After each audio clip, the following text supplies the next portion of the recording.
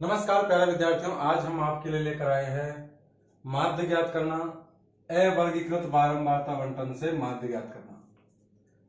अपने पास एक सवाल है ये जिसमें x और f के मान दिए हैं।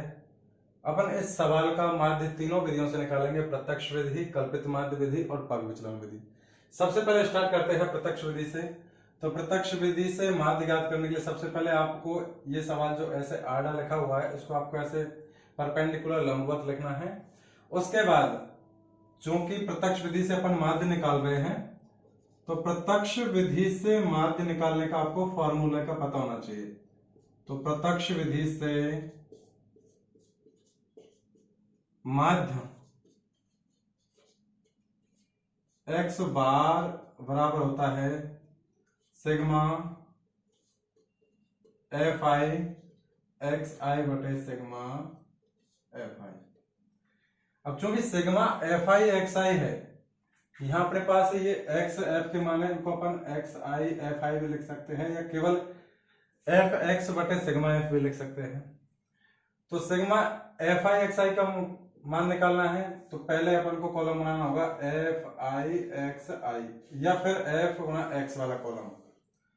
तो सबसे पहले आपको ये कॉलम बनाना है, एफ वाले मानों को एक्स वाले मानों से गुणा करते हुए। तो पहला मान f का, पहला मान x का गुणा करेंगे, 10 गुणा 1 10, 20 को 3 से गुणा करेंगे 20 3 60, 4 को 30 से गुणा करेंगे 4 3 12, 1 0 120, 4 5 20 और 1 0 200, 7 5 35 और 1 0 350, 6 2 12, 1 0 120, 7 गुणा 8 7 8 56 और 1 0 28। अब चूंकि सूत्र में पूछा है सिग्मा एफ आई एक्स आई, तो एफ आई एक्स आई वाला कॉलम तो ये बन गया। अब इसका निकालना है सिग्मा अर्थात समेशन योगफल, समेशन सिग्मा या योगफल एक ही बात है। तो सबसे पहले इनका योगफल निकालना है। तो सब में इकाई अंक 0 है तो 0, 1 और 2 1 और 6 7 और 2 9, 5 14, 6 20 और 2 22 का 2 का हासिल की 2 आंसर इसमें जोड़ दो 3 और 2 5 और 3 8 9 और 9 और 5 14, अर्थात आपका योगफल आ गया सिग्मा एफ आई एक्स आई का योगफल या सिग्मा एफ आई एक्स आई का मान आ गया 1420। अब आपको निकालना है सूत्र के हिसाब से सिग्मा एफ आई अर्थात जो भी एफ आई के कॉलम है उन सबके मानों का योगफल। तो ये हो जाएगा सिग्मा एफ आई। तो 1 और 3 4 4 4 8 8 और 5 13 13 7 20 20 और 2 22 22 और 8 23, अर्थात आपका जो मान है सिग्मा एफ आई का वो आ गया 23। आपको इससे सूत्र में मान रखना सीधा, इसलिए माध्य x बार बराबर सिग्मा एफ आई एक्स आई का मान आया 1420। तो ये 1420 बटे सिग्मा एफ आई का मान आया 23। तो 23 का भाग देना आपको, 1 0 से 1 0 कैंसिल हो जाएगी, 3 का भाग देना है 142 में, अर्थात 3 चक्कू 12, 2 शेष बचेगा। अगला अंक उतारेंगे 2 22, 3 7 21 बचेगा 1 शेष। अगला अंक उतारने के लिए अपने पास है नहीं तो पॉइंट लगाया, 1 में बढ़ाई 0 10, 3 3 9, फिर 1 शेष बचा, पॉइंट पहले से लगा रखा, 0 बढ़ाएंगे 10, 3 3 9, अर्थात इसका आंसर आ गया 47.33 प्रत्यक्ष विधि से। अब मान लीजिए अपन इसी सवाल को कल्पित माध्य विधि से और पग विचलन माध्य विधि से भी सॉल्व करते हैं तो क्या इस सवाल का दोनों विधियों से भी सेम आंसर आएगा? क्योंकि माध्य ही ज्ञात करना है, विधि चाहे कोई सी भी हो तो आंसर सेम ही आना चाहिए अपना। तो फिर इस विधि को, इस सवाल को अपन करते हैं नेक्स्ट विधि कल्पित माध्य विधि से। तो चूंकि कल्पित माध्य विधि से करना है अपन को सवाल, तो ये सवाल यहां तक एज इट इज रखना है, क्योंकि एग्जाम में सिर्फ एक विधि से पूछेगा, या तो वो नाम दे देगा कि दी गए सवाल का प्रत्यक्ष विधि से माध्य ज्ञात कीजिए या कल्पित माध्य विधि से या पग विचलन से, और या फिर सीधा कहेगा कि निम्न बारंबारता आवंटन का माध्य ज्ञात करना है। वहां आपको जो भी विधि सबसे सरल लगे, जिसमें टाइम सबसे कम हो, सबसे कम टाइम लगे और तुरंत आपका एग्जैक्ट आंसर आ जाए, वही विधि आपको अपनानी है। तो इस सवाल को अब करते हैं अपन नेक्स्ट विधि, कल्पित माध्य विधि से।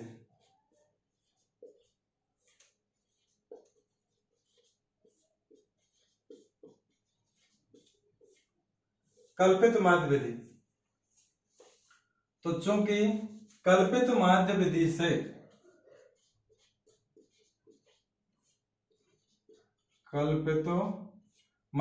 से माध्य x बार का सूत्र होता है a plus sigma F I D I बटे सिग्मा एफ आई, जहां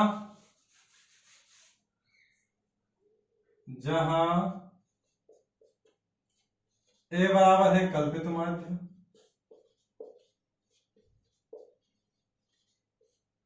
डी आई का कॉलम बनेगा एक्स आई माइनस ए से, और एफ आई वाले कॉलम का सिग्मा निकलोगे तो सिग्मा एफ आई का मान आ जाएगा। तो कल्पित माध्य विधि से आपको सबसे पहले दिए गए मानों में से, x के मानों में से कोई सा भी कल्पित माध्य मानना होगा। विशेषकर अपन बीच वाले मान को कल्पित माध्य मान लेते हैं। तो माना कि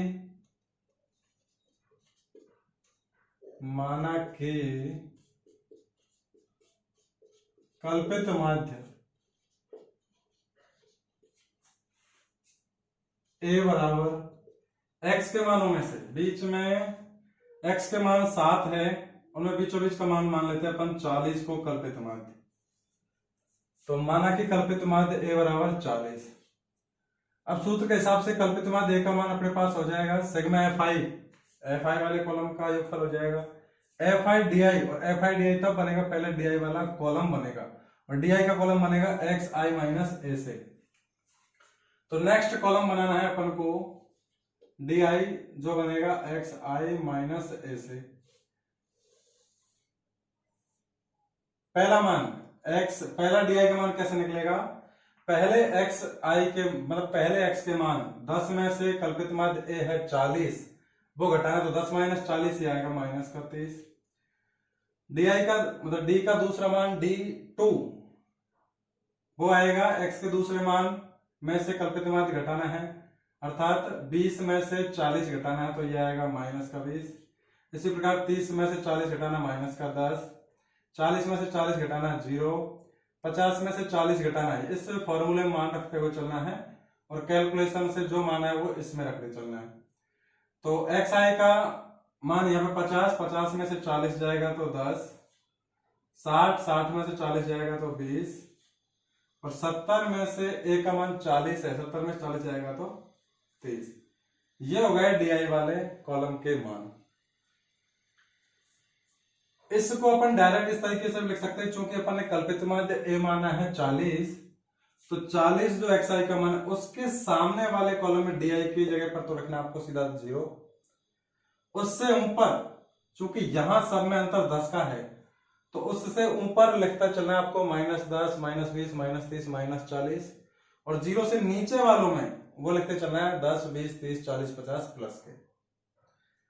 अब चूंकि नेक्स्ट कॉलम चूंकि डी आई बना लिया तो अब इसको एफ आई डी आई से गुणा, मतलब एफ आई और डी आई का कॉलम बनेगा। तो एफ आई के मानों को डी आई के मानों से गुणा करते हुए ये कॉलम बनता चलेगा। तो एक को -30 से गुणा करेंगे तो -30, 3 को -20 से गुणा करेंगे तो माइनस का 60, 4 को -10 से गुणा करूंगा माइनस का 40, 5 को 0 से गुणा करेंगे 0, 7 को 10 से गुणा करेंगे 70, 2 को 20 से गुणा करेंगे तो 40, और 30 को 8 से गुणा करेंगे तो 8 तिया 24 और 1 0 एज इट इज। अब यहाँ पे सूत्र में है sigma F I D I, अर्थात जो एफ आई डी आई है उसका सिग्मा योगफल, सिग्मा का मतलब होता है योगफल। तो योगफल कैसे निकालोगे, क्योंकि माइनस माइनस के एक साथ जोड़ लो और प्लस प्लस के एक साथ जोड़ लो। तो 60 और 40 100 और 30 माइनस का तो हो गया 130, प्लस के देखो 70 और 40 110, 110 और 240 ये हो जाएंगे प्लस के 350।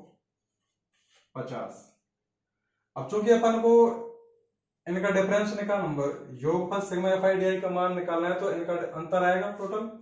तो 350 में से 130 घटाएंगे तो 5 में से 3 गया तो 2 और 3 में से 1 गया तो 2, अर्थात 220 बचेगा sigma F I D I का मान प्लस का।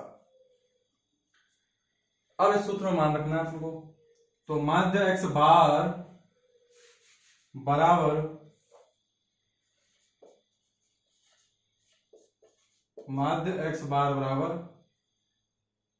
सूत्र में मान रखना ए है अपने पास 40 plus sigma F I D I का मान आया 220, तो ये 220 बटे सिग्मा एफ आई का मान है 30, तो ये 30 एज इट इज। अब चूंकि यह प्लस है, ये भाग है, तो पहले भाग होगा, तो ये 40 प्लस 22 में 3 का भाग देंगे, 3 7 21, 1 शेष बचेगा। अगला अंक उतारने के लिए अपने पास कुछ है, तो पॉइंट लगाया, उसमें 0 बढ़ाएंगे 10 हो जाएगा, 3 3 9, पॉइंट पहले से लगाई दिया। अगला अंक कुछ है नहीं, उतारने के लिए 0 बढ़ाएंगे 10 हो जाएगा, 3 3 9, अर्थात 7.33 और 40 में ऐड करना है, तो इसका आंसर आ जाएगा 47.33। यही आंसर अपना प्रत्यक्ष विधि से आया था। अब इसी सवाल को यदि अपन को पग विचलन विधि से करना हो, तो उस विधि से कैसे करना है, उसकी प्रोसेस यह है कि ये डी वाला कॉलम है, यहां से आपको इरेज करना होगा, और उसका जो फॉर्मूला है पग विचलन विधि से माध्य ज्ञात करने का, उस फॉर्मूले को लिखना होगा आपको, और उस फॉर्मूले के अकॉर्डिंग जो भी नया कॉलम बनेगा वो अपन को बनाना है। तो अपन को नेक्स्ट विधि से करना है सवाल पग विचलन विधि। पग विचलन विधि फॉर्मूला क्या है, क्योंकि पग विचलन विधि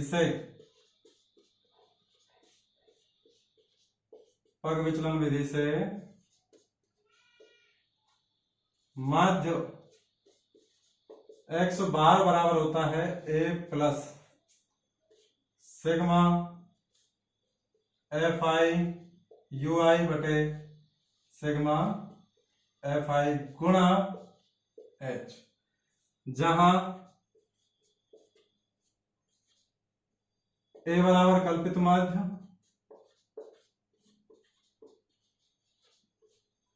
यू आई का कॉलम बनेगा एक्स आई माइनस ए बटे एच, और एच है अंतराल, जो भी एक्स के मान है, ये वाले इन एक्स के मानों में कितने का अंतर चल रहा है, 10 20 30 40 50, सब में 10 का अंतर है, तो एच का मान हो जाएगा 10। अब सूत्र के हिसाब से सबसे पहले आपको कल्पित माध्य, तो चूंकि इससे पहले वाली विधि थी कल्पित माध्य विधि, उसमें अपन ने कल्पित माध्य ए का मान 40 माना था। इस बार अपन कल्पित माध्य 40 भी मान सकते हैं, 30 भी, 50 भी, 60 भी। मैन ये रहना चाहिए कि कोशिश करना बीचों बीच का मान ही कल्पित माध्य माने तो ज्यादा बेस्ट है, लेकिन फिर भी इसमें अपन कल्पित माध्य 50 लेके चलते हैं। तो माना कि कल्पित माध्य ए बराबर 50, कल्पित माध्य आ गया।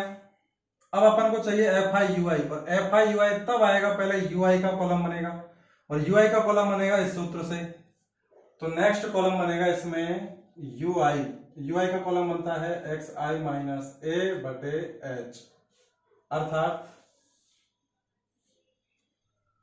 कल्पित माध्य माना अपन ने 50, तो 50 के सामने वाले कॉलम में तो यू आई का मान आ जाएगा 0। कैसे, एक्स आई का मान है 50, इसमें से कल्पित माध्य 50 घटाना है ए, तो 50 माइनस 50 0, और 0 में एच है 10 का भागूंगा तो 0।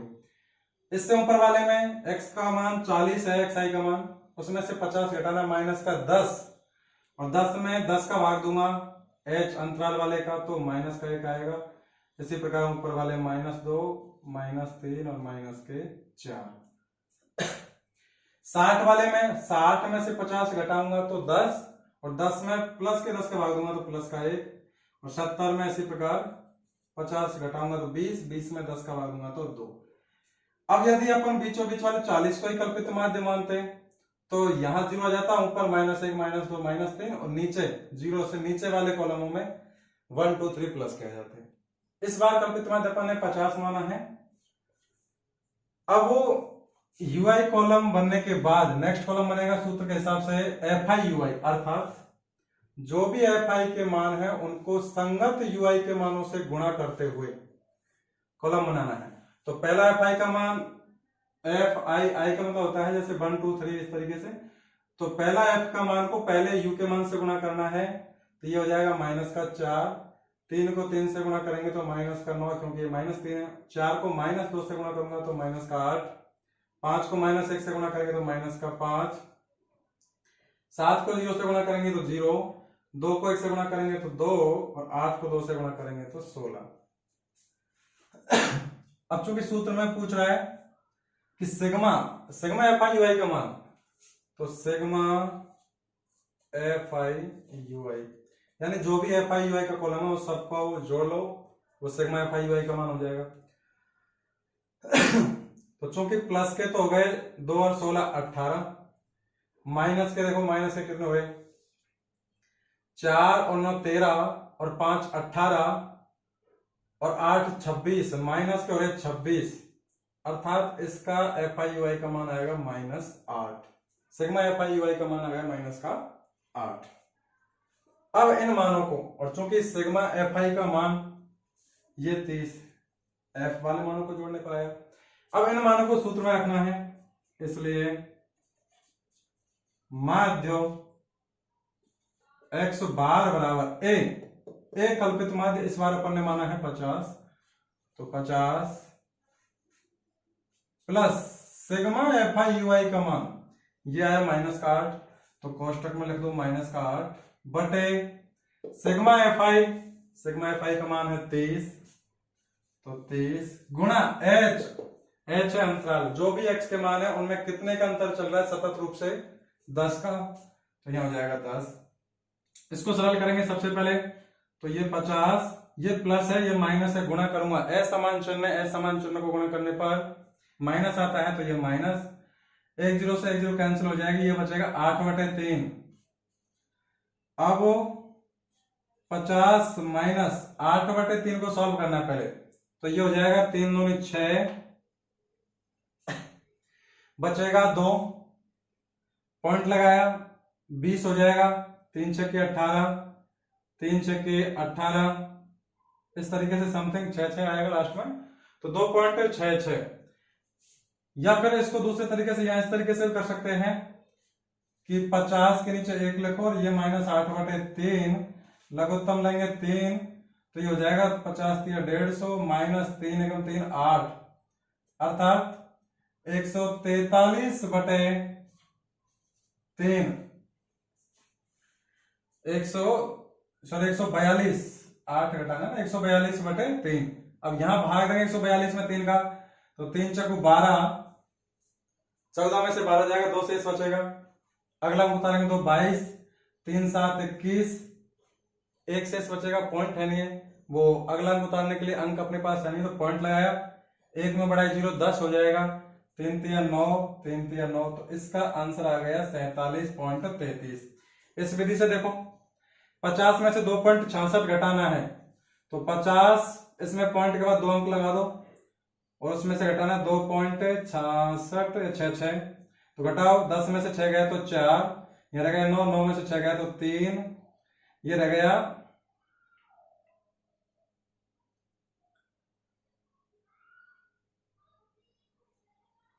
9, 49 में से 2 गया तो 47। अब यहां 47.34 क्यों आया, क्योंकि ये 2.666 इसको अप्रोक्सीमेट लिखेंगे तो लास्ट में ये आएगा 2.67 और उसको घटाएंगे तो ये 3 4 या 3 3, वो दोनों ही सही है आंसर। तो आप ज्यादा बेस्ट ये कि आप लघुत्तम लेके हल करें तो एग्जैक्ट आ जाएगा 47.33। आंसर ये भी सही है क्योंकि यहाँ पे 2.66 लगभग आता जा रहा है, तो अपन ने इसको सिर्फ 2.66 2 ही अंक तक लिखे, अप्रोक्सीमेट भी नहीं किया, क्योंकि 2.6 को अगर 2 अंकों तक अप्रोक्सीमेट करते, लगभग सन्निकट करते, तो वो आता है 2.67 और उसको घटाते तो 47.33। इस प्रकार अपन माध्य ज्ञात करना हो, पग वो अवर्गीकृत बारंबारता आवंटन से, जब केवल आपको x के मान और f के मान दिए हो और माध्य ज्ञात करना हो, तो तीनों विधियों से अपन माध्य निकाल सकते हैं। तीनों विधियों की प्रोसेस ये है कि कल्पित माध्य विधि और पग विचलन माध्य विधि में आपको या तो एग्जामिनर माध्य दे देगा कि आपको कल्पित माध्य ये मानना है, नहीं तो आपको खुद को मानना पड़ेगा। कोशिश ये करना है कि x के मानों में बीचों बीच वाला मान ही आप कल्पित माध्य माने। प्रत्यक्ष विधि में सीधा आपको फॉर्मूला लगाना है, सिग्मा एफ आई एक्स आई बटे सिग्मा एफ आई और एक्स आई के मानों को संगत गुणा करते हुए कॉलम बनाना है, उनका योगफल करना है और उसमें फॉर्मूले में मान रख के वैल्यू कैलकुलेट करनी है। इस प्रकार अपन कोई सा भी सवाल हो, इन तीनों विधियों से बहुत ही आसान तरीके से प्रश्न को हल कर सकते हैं। तीनों विधियों को आपको कंपेयर करते हुए चलना है, क्योंकि माध्य किसी भी विधि से पूछा जा सकता है। अगर विधि का नाम आ गया तो आपको विधि से ही करना होगा। यदि विधि नहीं दी सवाल में कि किस विधि से करना है, माध्य निकालना है, तो आपको जो भी विधि सबसे सरल लगे उसी विधि से आपको हल करना है। और भी इसी प्रकार की बेसिक जानकारियों से जुड़े रहने के लिए हमारे चैनल को लाइक शेयर और सब्सक्राइब करें। फिर मिलते हैं नेक्स्ट वीडियो में, तब तक के लिए धन्यवाद।